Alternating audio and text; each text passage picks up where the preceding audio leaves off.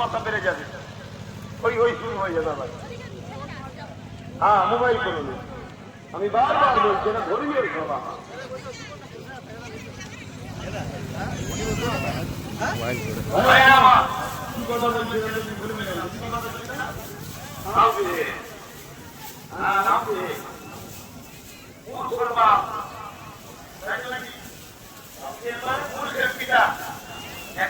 নাম ছিল আবুল হাকাম জ্ঞানীর পিতা, সেটা বোঝা যাচ্ছে। কিন্তু মূর্খ, এত মূর্খ, নবী যখন বললেন তোর হাতে যা আছে ও যদি বলে আমি কে মেনে নিবি, তখনই তো বুঝে নেওয়া দরকার, আরে আমার হাত খালি নয়, মোহাম্মদ রাসূল দেখে নিয়েছে, তার মানে দম আছে, দেখে নাকি দেখলে কি করে, তখন তো মেনে নেওয়া দরকার। কপাল ফাটা হলে হাজারো পূজালে কি পরিবর্তন হয়? কেন হিদায়তের মালিক কে? হ্যাঁ, আল্লাহ যদি হিদায়ত দেবে না হতে পারে? ভাইরা আমার, আবু জেহেল বলছে মোহাম্মদ প্রশ্নটাকে জটিল করে দিলে, ঠিক আছে বলো। রাসূলুল্লাহ আবার হাতের দিকে একবার তাকালেন, তাকাবার সাথে সাথে ওই পাথর কলেমা পড়তে ইল্লাল্লাহু ওয়া আশহাদু আন্না মুহাম্মাদান আবদুহু ওয়া রাসূলুহু, জোরে বলুন সুবহানাল্লাহ। আবু জেহেল পাথর থেকে ছুঁড়ে ফেলে দিল, ছেড়েছে ঘরে, ধরে রাখতে পারছে না। তারা সত্য নবী, নূর নবী, দয়ার নবী, ইনসাফের নবী, মানবতার নবী, কল্যাণের নবী, গরীব দরদি নবী, মানবতার নবী হযরত প্রফেট মুহাম্মদ রাসূলের দিকে দলে দলে সব চলে যাচ্ছে, জোরে বলুন সুবহানাল্লাহ। তাহলে আমার নবী ও ইসলামের বিরোধী করার কারণটা বুঝতে পেরেছেন। কিন্তু এরা একটা বড় মাস্টার প্ল্যান তৈরি করেছে। সেই প্ল্যান হলো কি, এর একটা বড় অংশ মূর্খদের ঘরে অর্থ দিয়ে হাতিয়ার বানিয়েছে, যেমন আবু জেহেল বানিয়েছে।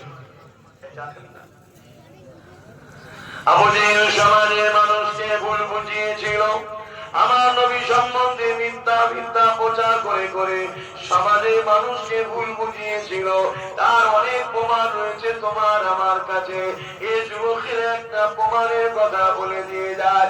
আল্লাহ নবী যখন মক্কাকে ফতেহ করে, ওই মক্কা ফতেহ করার সময় মক্কার মানুষেরা সব এমন করে ঘর বাড়ি ছেড়ে দিয়ে তারা একটা পাহাড়ের গুহাতে পালিয়ে যায়, কেননা তাদের কাছে মেসেজ দেওয়া হয়েছিল মুহাম্মদ 1 লক্ষর কাছাকাছি মানুষ নিয়ে আসে, তোমাদের উপরে জুলুম করবে, সে মক্কাকে দখল করবে, কেননা তোমরা মুহাম্মদ রাসূলকে অনেক জুলুম করে মক্কা থেকে তাড়িয়ে দিয়েছো, অত্যাচার করেছো, তার সাহাবাদেরকে হত্যা করেছো, তার প্রতিবেশীদেরকে খুন করেছো, তার ভালোবাসার মানুষদের ঘরে তুমি জবাই করে দিয়েছো। তোমরা আজ মুহাম্মদ 1 লক্ষর উপরে লোক নিয়ে আসছে, তোমাদের ঘরে প্রতিশোধ নেবে।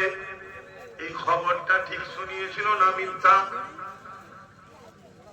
আমার নবী কি মক্কায় যাচ্ছিল 1 লক্ষ লোক দিয়ে মক্কাবাসীদের হত্যা করতে? এই খবরটা সত্য শুনিয়েছিল না মিথ্যা? এই খবর শুনিয়েছিল কারা? মুনাফিক। মুনাফিক কাজও আছে না? না, আমাদের এই লেবাস দাঁড়িয়ে দাঁড়িয়ে টুপি রাখা যে খবর দেয় কিছু পয়সায় বিক্রি আছে, যে মুসলমানরা দেশটাকে ওদের আয়ত্তান দেখাইছে, বুঝলি? তাদের মাথা বড় হবে না? ঠিক সেই দিন যেমন খবর শুনিয়েছিল আল্লাহ নবী আসছে কাবা তওয়াফ করতে, আল্লাহর ঘরকে জিয়ারত করতে আসছে, তওয়াফ করতে, আর মুনাফিকরা ছড়ালো কি যে মুহাম্মদ আসছে তোদেরকে, কেন তোরা মুহাম্মদ রাসূল তার অনুসারীদেরকে কতল করেছিস, মুহাম্মদ রাসূলকে কষ্ট দিয়ে তাড়িয়ে দিয়েছিস, এই মুহাম্মদ রাসূল প্রতিশোধ নিতে আসছে। এলাকার সব মানুষ ঘর বাড়ি ছেড়ে দিয়ে, ছেড়ে বউ বাচ্চা নিয়ে পালিয়ে গেছে জান বাঁচাবার জন্য। আল্লাহ নবী মক্কায় ঢোকার কয়েক মাইল আগে দাঁড়িয়ে গেলেন, দাঁড়িয়ে গিয়ে বললেন বাবা সাহাবারা তোমরা দাঁড়াও, আমি একা মক্কায় যাবো। কুরবান যাক আমার নবীর কদমে আমার জানমাল। সাহাবারা বললেন হুজুর মক্কার মানুষ আপনার জানের দুশমন, তারা বহু সাহাবাদের ঘরে আমার ভাইদেরকে কতল করেছে, খুন করেছে, আর আপনি যদি যান তারা আপনার উপরে জুলুম করবে, কেন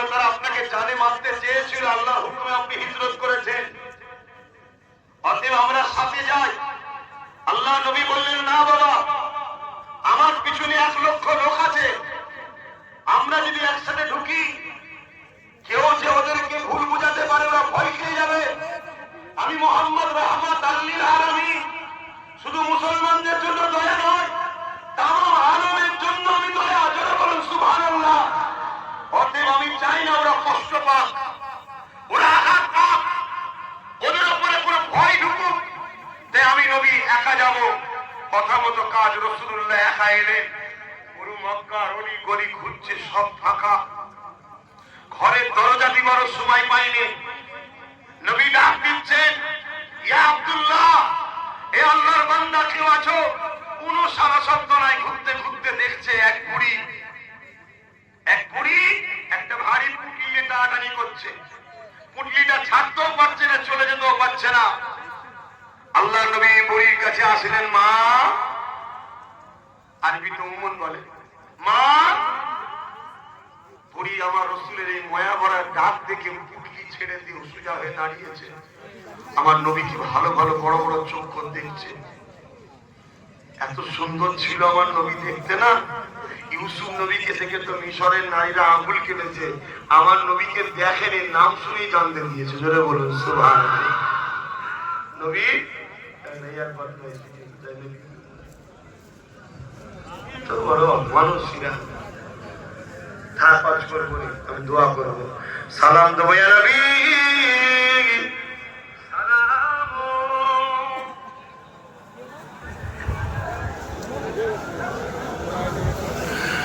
ইয়া রাসূল সালাম, ইয়া হাবিব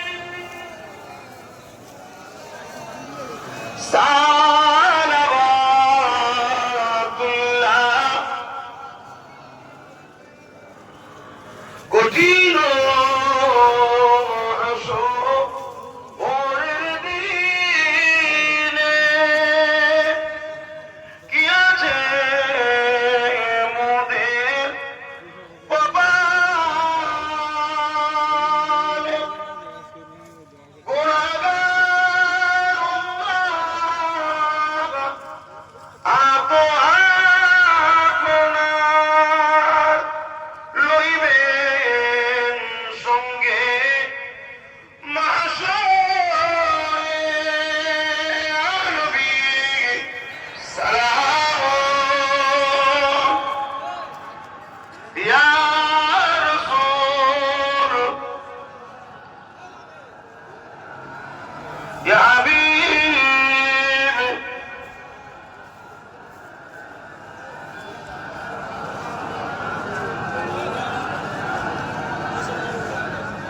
সবাই পড়ছেন তো নাকি? না দাঁড়িয়ে জীবনে সমস্যা? না, দাঁড়িয়ে সালাম দিয়াতে সমস্যা করবেন না। যদি কারো ভালো লাগে বসে দেবে, আমরা সমস্যা করি না। কেউ বসে দিলে ফতোয়া দিই নাকি? কেউ বসে দিয়েছে কাফের হয়ে গেছে, ও বেঈমান হয়ে গেছে, ও বেদাতি, ফতোয়া দিই আমরা না। কেন? এটা প্রেমের ব্যাপার, এটা মশলার ব্যাপার নয়, এটা ফতোয়ার ব্যাপার নয়। ফতোয়া মশলা এখানে থাকে, প্রেম এখানে থাকে, এটা দিলের ব্যাপার। আমার ভালো লাগে, আমার হুজুরকে যখন সালাম দেবো আদমের সাথে দাঁড়িয়ে সালাম দেবো। কেন? হুজুর জবাব দেবে, আমি আদমের সাথে লোবো। জোরে বলুন সুবহানাল্লাহ। আমার মনে হয় বসে লিয়াটা কেমন কেমন লাগছে, একটু আদমের সাথে লোবো আমার হুজুরের জবাবটা, তাই দিই। হাদিস কোরআনে কোথায় আছে? এর হাদিস কোরআনে চলে গেলেন বাবা, হ্যাঁ, হাদিস কোরআনে চলে গেলেন। সাহাবাদেরকে জিজ্ঞেস করেছেন, নবী যখন থুতু ফেলতো নিয়ে মুখে মাপতেন, হাদিস কোরআনে কোথায় রয়েছে? সাহাবাদের জিজ্ঞেস করেছেন, নবী যখন উযু করতো, উযুর পানিটা সাহাবারা লিবার জন্য ছুটোছুটি করে, বুখারীর হাদিস বলেছে। আল্লাহ নবী কোন জায়গায় বলেছিল আমি উযু করলে তোরা লিবি? আল্লাহ বলেছিল? এটা প্রেমের ব্যাপার। কথা মাথায় ঢুকছে? তারপরও আমার ছেলেরা, আমার ভালোবাসার মানুষ দাদা পীরের মুরিদদেরকে জানায়, হাদিস কোরআনে আছে, কোরআনে আছে, সল্লু দরুদ পড়ো, ওয়াসাল্লিমু সালাম দাও। সালামের বেলায় আল্লাহ একটা বাড়তি কথা বলেছেন, বেশি করে কথা বলেছেন, সাল্লু ওয়াসাল্লিমু তাসলিমা। তাসলিমা মানে সব থেকে উত্তম ভক্তি ভালোবাসা আদবের সাথে দিবার মতো করে সালাম দাও। জোরে বলুন সুবহানাল্লাহ।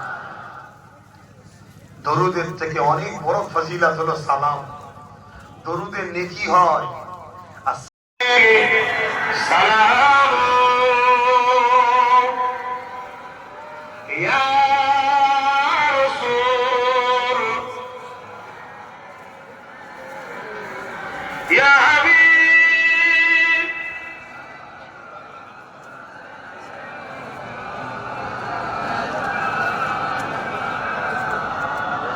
ইয়া নবী মাদি ইনা হতে সব কিছু পারেন দেখিতে। কি গো, সবকিছু দেখতে পাই? সবকিছু ঠিক করে বলছেন। আমার নবী পাক সাল্লাল্লাহু আলাইহি ওয়াসাল্লাম মদিনা থেকে সবকিছু দেখতে পাই। কার কার এই ঈমান আকীদা আছে একটু হাত তুলে দেখান, লম্বা করে। মারহাবা মারহাবা, হাত তুলে রাখেন। মাশাআল্লাহ মাশাআল্লাহ, নবী পাক দেখতে পায়।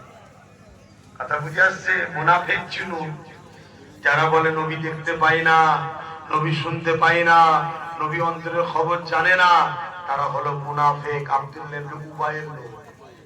কোটি কোটি টাকায় তারা বিক্রি হয়েছে, দালাল। শুনছেন তো নাকি? একটু কড়া ডোজ দিতে হবে। নাই ক্যান্সারের মতো রোগের থেকেও মারাত্মক রোগ হলো মুনাফিকি রোগ। শুনছেন তো নাকি? হ্যাঁ, এবার একটা কথা মনে রাখবেন। অনেকে বলবে অন্তরের খবর তো আল্লাহ জানে, দেখতে তো আল্লাহ পায়, শুনতে তো আল্লাহ পায়, তোমরা নবী ও আল্লাহকে এক করে তোমরা শিরক করে ফেললে।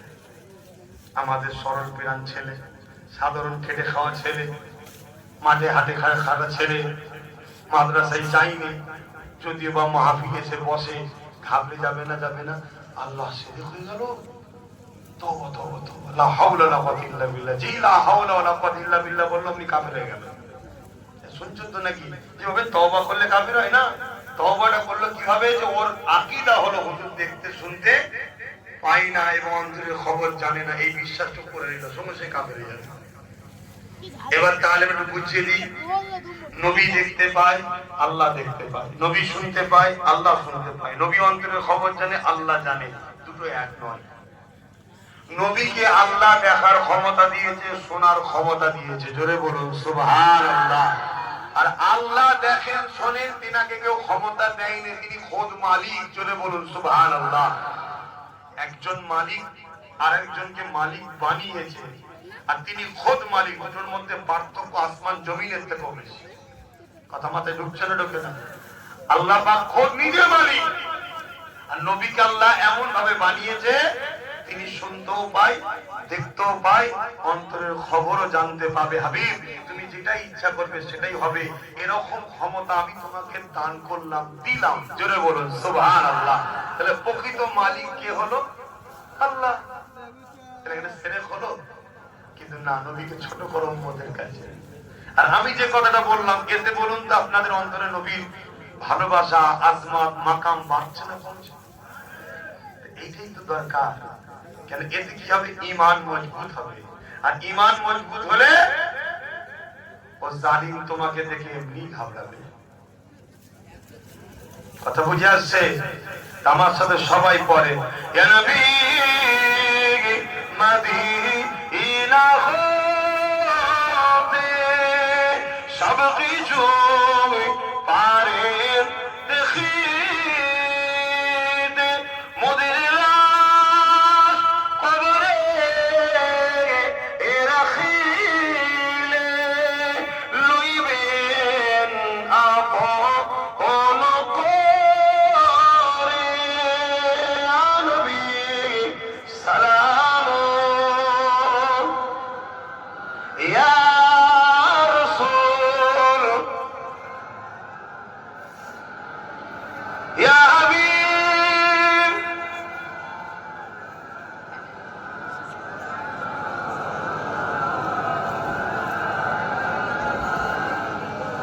আলহামদুলিল্লাহ, আল্লাহ যেন আমাদের সকলকে মদিনা শরীফে হুজুরের রওজায় হাজিরি দিয়ে ও সালাম দেওয়ার তৌফিক দান করে, বলুন আমিন। আমার হুজুরের দরবারে যারা গেছে তারা জানে বাবু সালাম বলে একটা দরজা আছে, ওই সালামের দরজা, অর্থাৎ ওটাতে ঢুকলে হুজুরের কে সালাম দিয়ে যেতে হয়। তো ওখানে সবাই এখনো লাখ লাখ মানুষ ঢুকছে, সালাম দিতে দিতে যাচ্ছে, জোরে বলুন সুবহানাল্লাহ। এই জাস্ট এই টাইমও লাখ লাখ লোক ঢুকছে, সব দাঁড়িয়ে দাঁড়িয়ে সালাম দিতে দিতে যাচ্ছে, জোরে বলুন সুবহানাল্লাহ। সালামের সঙ্গে দাঁড়ানো একটা অত্যন্তভাবে সম্মানীয় ব্যক্তিদের জন্য জড়িয়ে আছে। তো হুজুরের থেকে বেশি সম্মানিত আমাদের কাছে কেউ আছে নাকি? আমরা আলেমকে সম্মান করি কেন? আলেমরা বলে আমরা হুজুরের ওয়ারিস অর্থাৎ গোলাম তাই। আমরা পীর সাহেবকে সম্মান করি কেন? পীর সাহেবরা বলে আমরা হুজুরের গোলাম তাই। আমরা মুফতি মৌলানা সম্মান করি কেন? তারা হুজুরের দিনের কথা আমাদেরকে শোনায়, হুজুরের গোলামি করে তাই। আর না হয় কোরআন হাদিসের জ্ঞান তো অনেক জালিম মুশরিকরাও শিখছে। এখন ব্রিটেনের মাটির তলায় খ্রিস্টানদের গোপন মাদ্রাসা রয়েছে, সেখানে বড় বড় মুফতি মৌলানা তৈরি হচ্ছে, পাগড়ি টাগড়ি পরে মুখ হুবাহুব মুসলমান সেজে মুসলিম দেশে চলে যাচ্ছে। এই ঢাকায় ধরা পড়লো, দেখলেন না গত বছর 17 বছর ইমামতি করার পর ধরা পড়লো ঢাকাতে।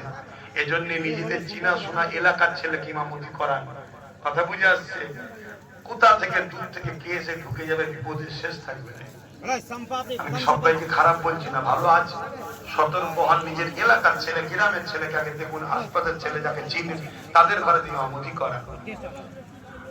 কথা বুঝে আসছে? না কি করতে কি হয়ে যাবে বোঝা মুশকিল। তো ভাইয়ের আমার, আমি তো কিছু কথা বলতে চাইছিলাম কিন্তু আর হলো না, তবে একটা ছোট্ট কথা বলে যাব। আজকে মসজিদে আকসাকে নিয়ে সমালোচনা হচ্ছে না হয়নি? কথা বলুন, হচ্ছে। আচ্ছা, আমার দেশে মসজিদ নিয়ে সমালোচনা হচ্ছে না হয়নি? এই মসজিদের পিছনে লাগা এটা আজকের কাজ না, যুগ যুগ ধরে হয়ে আসছে। আমি এই মসজিদে আকসার বিষয়ে একটা ছোট্ট কথা বলে দোয়া করব। সকলে গায়ে গায়ে বসুন। দরুদ শরীফ আল্লাহুম্মা সাল্লি